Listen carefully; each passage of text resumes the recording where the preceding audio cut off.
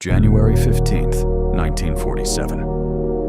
A young mother pushes her toddler in a stroller through the quiet streets of Leimert Park, Los Angeles. The morning is cold. The grass is wet with dew. And then she sees it. In the empty lot.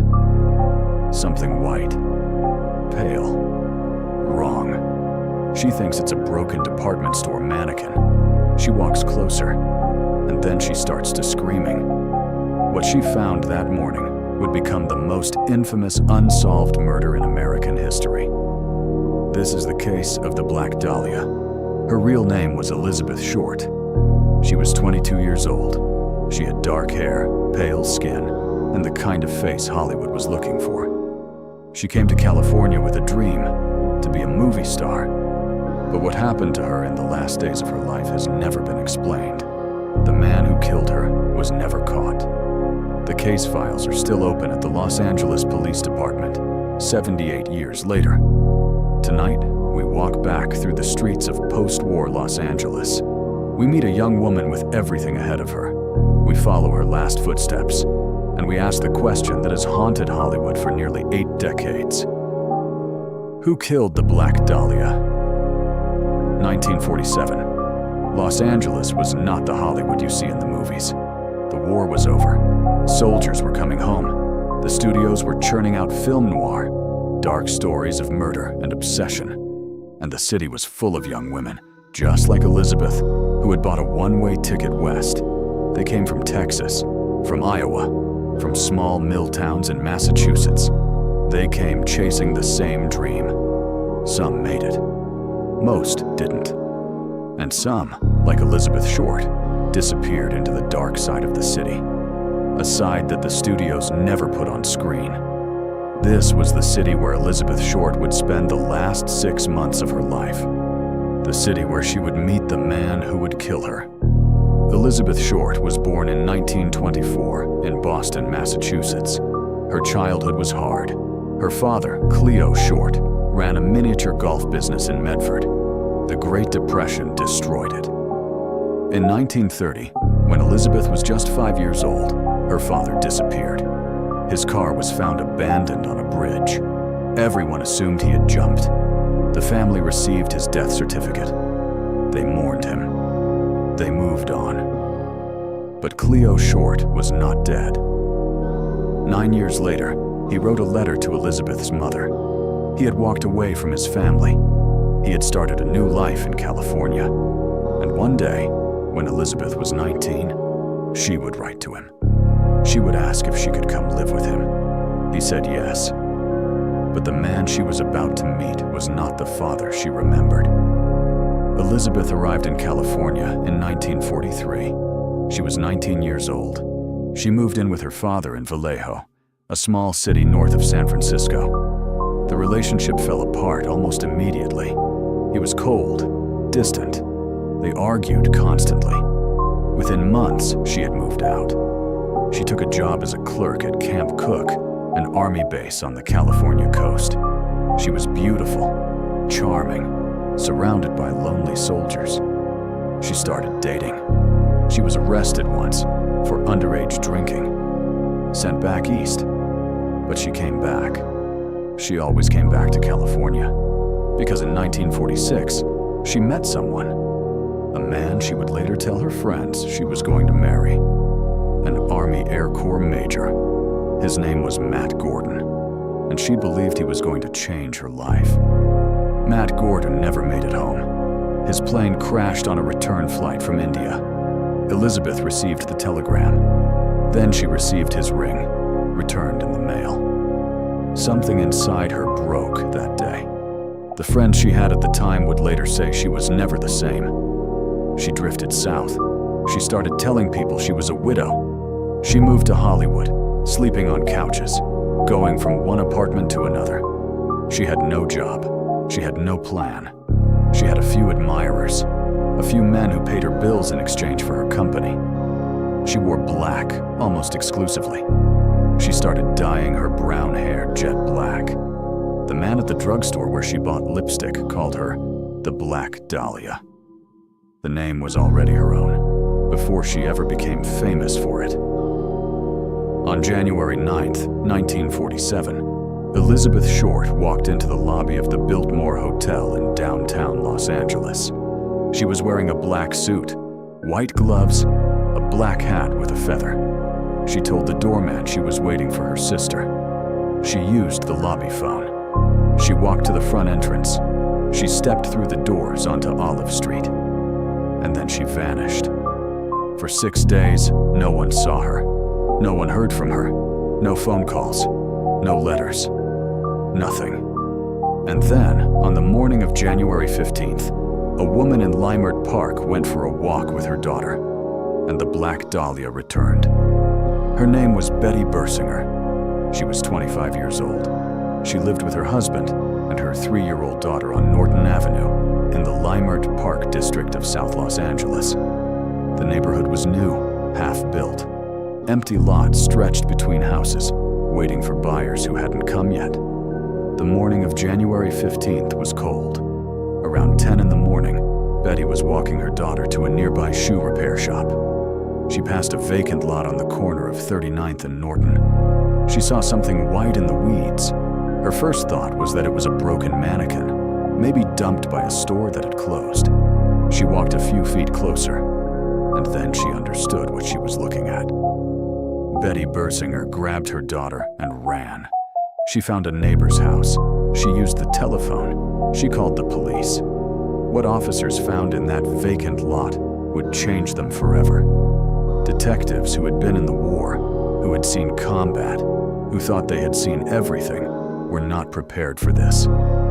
Elizabeth Short's body had been cut in half at the waist. The two halves had been carefully placed in the grass, a foot apart. Her body had been completely drained of blood. It had been washed, cleaned. There was no blood at the scene. None. Which meant one thing. She had not been killed in that lot. She had been killed somewhere else. And then, brought there. Placed there. Like a display. The killer had taken his time. The cuts to her body were precise. Surgical. Detectives believed the killer had medical training. Possibly a doctor. Possibly a mortician. Possibly a butcher. Her face had been cut from the corners of her mouth to her ears, a wound that would later be called a Glasgow smile. Her body showed signs of prolonged torture. The coroner determined she had been kept alive for days after she disappeared from the Biltmore. But the most disturbing detail was the one no one talked about. The way her body was posed, as if the killer wanted her to be found. As if he wanted the city to see what he had done. He was not finished. He was just beginning. The body was identified within 24 hours. Her fingerprints had been on file with the FBI from her arrest in Santa Barbara 3 years earlier. The Los Angeles Examiner was the first paper to identify her. They used a trick that would become controversial for decades. They called Elizabeth's mother, Phoebe Short, in Massachusetts. They told her that her daughter had won a beauty contest. They asked for personal information. They asked for photographs. They got everything they needed. And then they told her, at the end of the call, that Elizabeth was dead. The headline ran the next morning. By the end of the week, Elizabeth Short was on the front page of every newspaper in America. The Black Dahlia case had begun. The nickname spread fast. The Black Dahlia. Some say it came from a Hollywood film noir released the year before, called The Blue Dahlia. Others say it came from the drugstore in Long Beach, where Elizabeth used to drink coffee. The newspapers didn't care where the name came from. They cared that it sold copies. And it sold copies like nothing they had ever seen before. The Los Angeles Examiner doubled its print run, then doubled it again. Reporters from New York, from Chicago, from London descended on Los Angeles. The story had everything. A beautiful young woman, Hollywood dreams, unspeakable violence, and a killer still out there, somewhere in the city, watching, reading the papers, waiting. 6 days after Elizabeth's body was found, a package arrived at the offices of the Los Angeles Examiner. It was addressed in cut-out letters from newspaper headlines, like a ransom note. The message read, "Here is Dahlia's belongings. Letter to follow." Inside the package were Elizabeth Short's birth certificate, her social security card, her business cards, photographs of her with various men, and her address book.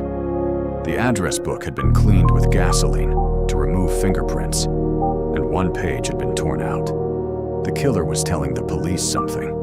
Whoever was on that missing page knew him. The killer had walked into a public mailbox.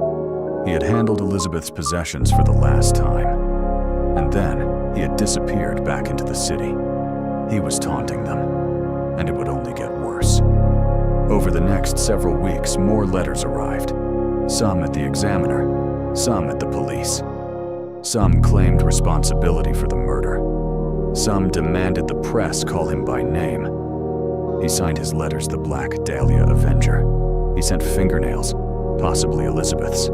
He sent a women's purse, possibly Elizabeth's. He sent shoes, possibly Elizabeth's. And then, suddenly, the letters stopped. The packages stopped. The killer went silent. But the investigation had no shortage of leads. Over the next decade, more than 150 people would confess to the murder of the Black Dahlia. Drunks, mental patients, men trying to impress girlfriends. Almost all of them were ruled out. Almost all. But there was one suspect the LAPD never charged. One suspect whose name was buried in the case files for 50 years. A man who lived 2 miles from where Elizabeth Short's body was found. His name was Dr. George Hill Hodel. He was a physician, a specialist in venereal disease. He ran a private clinic in downtown Los Angeles. He was wealthy. He was charming. He was a personal friend of the famous photographer, Man Ray. He hosted parties at his mansion on Franklin Avenue, parties attended by film stars and artists, and the elite of post-war Los Angeles. He was also a man with a very dark private life. In 1949, 2 years after Elizabeth Short's murder, Dr. George Hodel was put on trial. The charge was the sexual abuse of his own 14-year-old daughter. He was acquitted. Barely. But the LAPD never stopped watching him. They installed listening devices in his home. They wired his phones.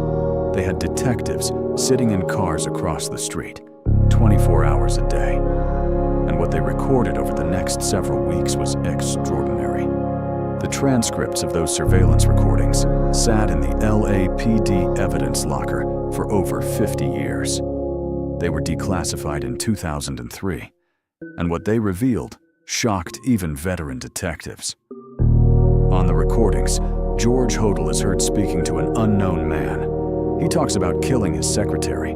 He talks about paying people off.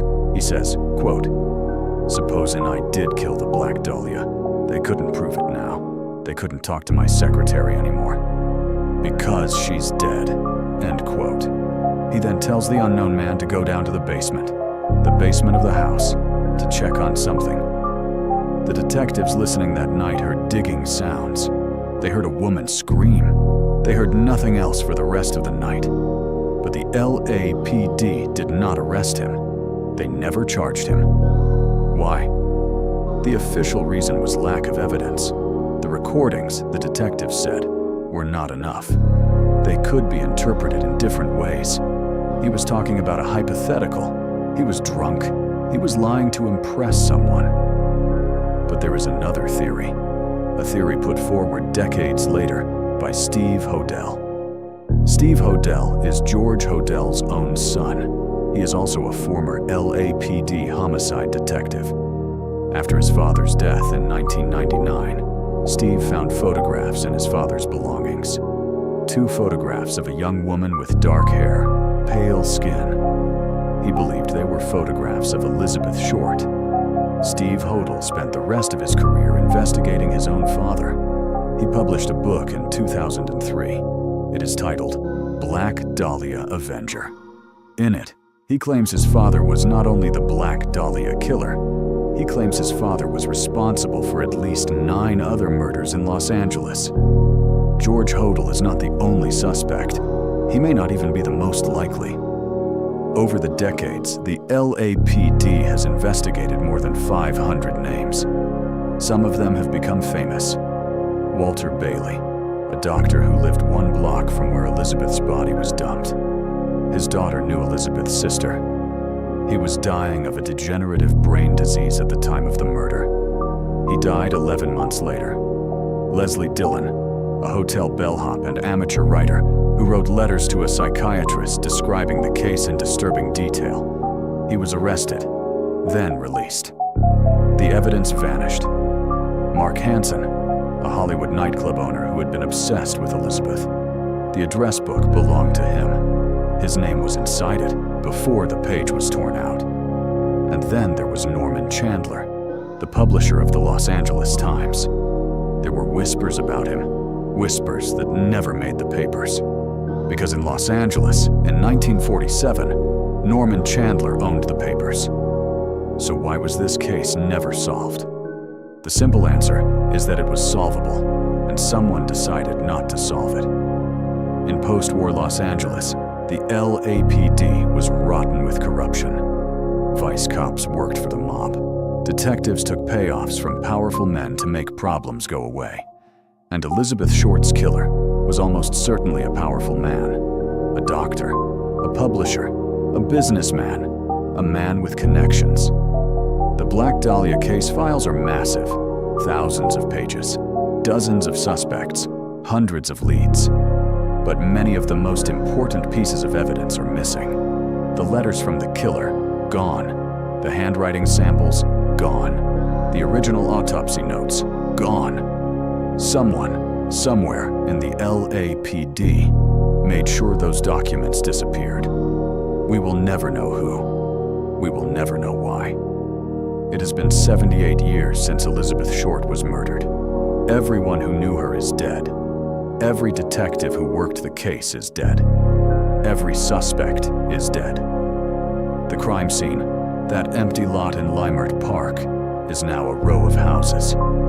There is nothing left of that morning in 1947. And yet, the case will not die. Books are still written about it. Documentaries are still made. Theories are still argued in courtrooms and online forums and police departments. Because Elizabeth Short was not just a victim, she was a symbol. A young woman who came to Hollywood with a dream. A woman who deserved her name to be remembered for what she wanted to be, not for what was done to her. We say her name, Elizabeth Short. We do not say Black Dahlia. We say Elizabeth Short. And we keep looking.